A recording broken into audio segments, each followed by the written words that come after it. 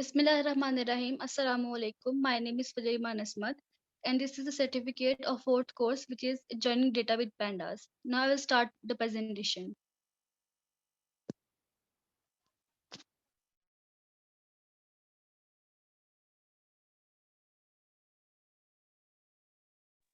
The first chapter is inner join. It is used for clarity. Tables are data frames, and merging is equal to joining. There are two types of relationships. One is one to one, and one to one is every row in the left table is related to only one row in the right table. Second relationship is one to many relationship. Every row in left table is related to one or more rows in the right table.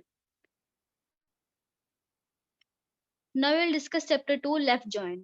Left join, also known as left outer join, returns the data frame containing all the rows of the left data frame, all the non-matching rows of the left data frame containing NaN for the columns in the right data frame. It is simply an inner join plus all the non-matching rows of the left data frame filled with the NaN for columns of the right data frame. Performing a left join is actually quite similar to a full join. Just change the row, the how argument to left.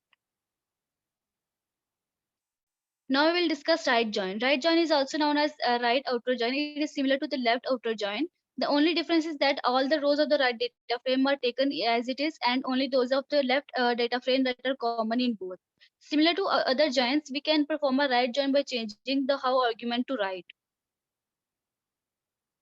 Chapter 3, filtering joins. The first of all, it is mutating joins. It combines data frame from two tables based on matching observation in both tables. Second is filtering joins. Filter observations from table based on whether or not they match an observation in another table.